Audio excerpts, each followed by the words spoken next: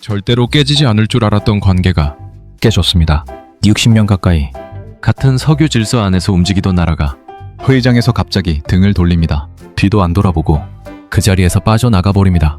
사우디가 주도해온 그 질서에서 스스로 빠져버린 겁니다. 그 나라가 바로 두바이가 있는 나라 아랍에미리트입니다. 사우디가 앉아있는 그 자리에서 사전 협의도 없이 헬트를 발표해버립니다. 이게 왜 중요하냐면 이 순간부터 기름 시장의 규칙이 바뀌기 시작합니다. 수십 년 동안 유지되던 중동의 질서가 흔들리기 시작하는 신호인 겁니다. 그리고 이 변화는 기름 한 방울 나지 않는 우리나라까지 바로 연결됩니다. 이 선택 하나로 앞으로 기름값을 누가 결정하게 될지까지 바뀝니다. 왜 하필 전쟁 중에 왜 이렇게까지 했을까요? 끝까지 보시면 이 혼란이 누군가에게는 위기이고 누군가에게는 기회가 되는 이유, 그 흐름이 보이실 겁니다. 이건 단순한 기름 싸움 이야기가 아닙니다. 살아남는 방식이 바뀌는 싸움 이야기입니다.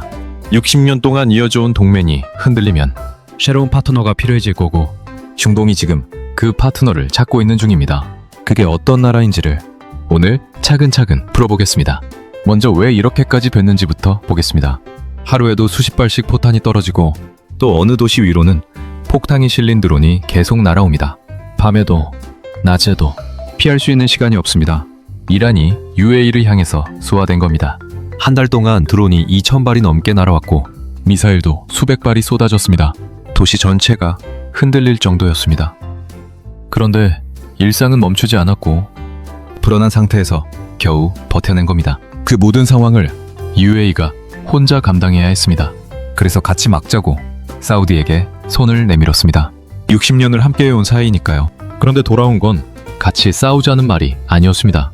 서로 대화로 풀자는 말이었습니다. 그 순간 UAE는 깨닫게 됩니다. 60년을 함께한 시간이 정작 위디 앞에서는 아무 의미가 없다는 걸. 사실 이거 보면서 생각나는 분들이 계시잖아요. 수십 년을 참고 참다가 어느 날 아무 말도 없이 짐 싸는 분, 문 닫는 소리도 없이 나가버리는 분. UAE가 지금 딱 그분이 된 겁니다. 그것도 공개적인 회의장에서요. 참고 참았던 게 하나만이 아니었거든요. UAE는 하루에 500만 배럴 가까이 뽑을 수 있는 능력을 키워왔고, 그런데 오펙과 쿼터에 묶이면서 실제로는 그보다 훨씬 적게 팔아야만 했습니다. 수백억 달러를 투자해서 설비를 늘려놨는데 정해진 양 이상은 팔지 못하는 구조였던 겁니다. 돈을 테이블 위에 올려놓고도 가져가지 못하는 상황이 수년째 이어져 온 겁니다. 거기다 안보까지 흔들렸으니 더 이상 참을 이유가 없어진 거죠. 결국 그 불만이 이번에 한꺼번에 터진 겁니다. 그런데 UAE가 그냥 나가는 걸로 끝이 난 게 아닙니다. 이 사건 뒤에는 훨씬 더 큰 균열이 있습니다. 예멘이라는 나라가 있는데 지금 내전이 벌어지고 있습니다. 정부군이 있는데 그 정부군을 사우디가 도와주고 있습니다. 그런데 같은 나라 안에 또 다른 세력이 있습니다. 남부 지역을 장악하고 있는 남부과도위원회라는 세력인데 이쪽은 UAE가 지원을 해왔습니다. 그러니까 큰 틀에서는 협력 관계인데 전쟁터 안에서는 각자 다른 편을 지원하고 있었던 겁니다. 이걸 대리전이라고 합니다. 그런데 여기서 문제가 생깁니다. 사우디가 UAE가 밀어주던 그 세력을 직접 공습해버린 겁니다. 완전히 적이 된 건 아니지만 같은 방향을 보던 나라가 서로 다른 방향에서 충돌하기 시작한 겁니다. 이 순간부터 분위기가 바뀝니다. 같이 가는 줄 알았던 길이 다른 길이었던 겁니다. 그러면서 중동이 두 방향으로 갈라지고 있습니다. 사우디는 한쪽에 서지 않습니다. 미국도 필요하고 중국도 놓치고 싶지 않습니다. 그래서 이렇게 선택을 합니다. 미국한테서는 무기를 사고 중국한테는 위안화로 결제를 받고 러시아와도 선을 이어둡니다. 한마디로 여러 쪽을 동시에 붙잡고 가는 겁니다. 반대로 UAE는 다릅니다. 이쪽은 방향을 정했습니다.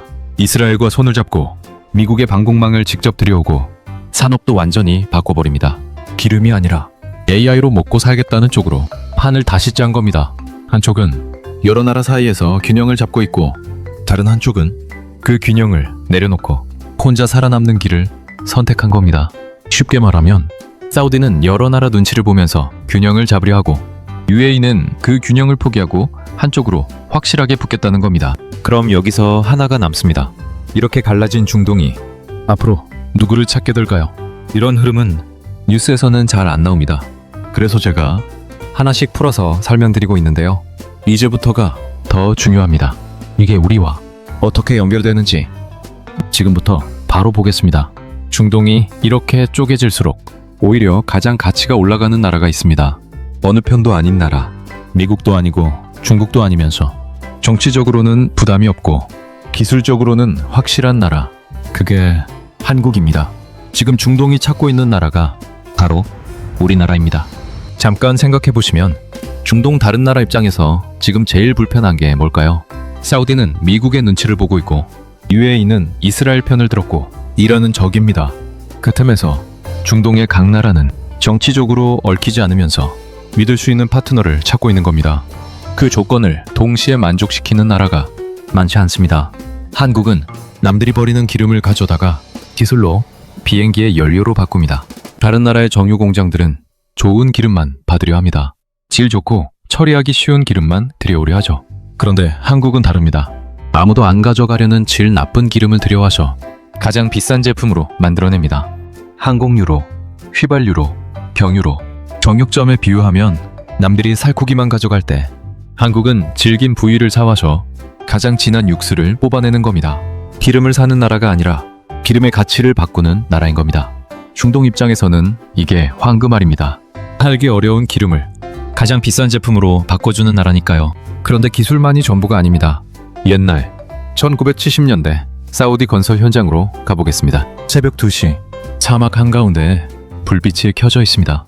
낮에는 50도 가까이 올라가고 밤에는 갑자기 기온이 떨어지는 곳입니다. 그 시간에 다른 나라 인부들은 이미 쉬고 있습니다. 그런데 한국 인부들만 아직 불을 끄지 않고 일하고 있습니다. 새벽 2시에도 현장이 돌아가고 있는 겁니다.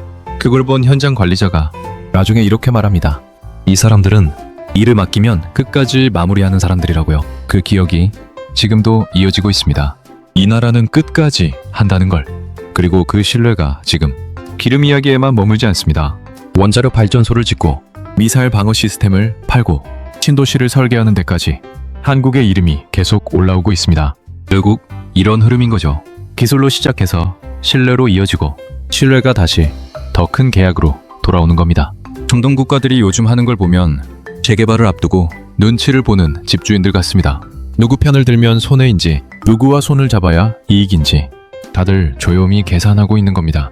그런데 그 계산 속에서 계속 이름이 올라오는 나라가 있습니다.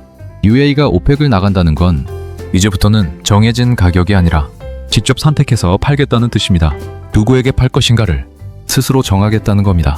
이제는 기름이 많은 나라가 아니라 기름을 누구에게 맡길지가 더 중요한 시대가 됐습니다. 그 명단에 누가 올라갈까요? 월스트리트 저널과 BBC, 뉴욕타임스가 모두 같은 방향으로 분석하고 있었습니다. 중동은 더 이상 하나의 에너지 블록으로 움직이지 않는다는 겁니다. 그리고 그 공백을 채울 새로운 파트너가 필요하다는 것도. UAE는 이미 원유 생산량을 2027년까지 하루 500만 배럴 수준으로 늘리겠다는 계획을 밝혔습니다.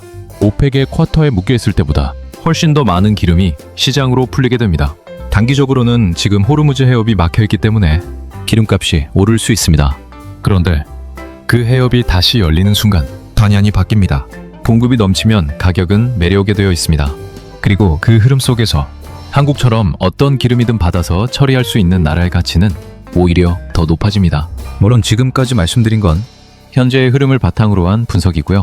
중동 정세는 워낙 빠르게 바뀌는 것인 만큼 최종 결과는 두고 봐야 하는 부분이 분명히 있습니다. 그러나 구조 자체가 바뀌고 있다는 건 지금 이 순간 많은 전문가들이 같은 방향으로 보고 있습니다. 자원이 하나도 없는 나라가 50년 동안 쌓아온 게 있습니다. 기술, 그리고 신뢰.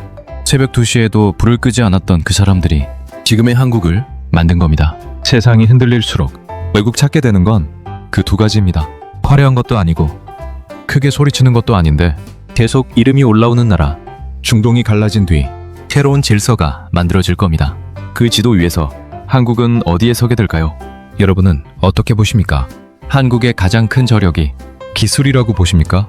신뢰라고 보십니까? 아니면 둘 다라고 보십니까? 댓글에 남겨주시면 다음 영상의 방향을 잡는 데 참고하겠습니다. 오늘도 끝까지 함께 해주셔서 감사합니다.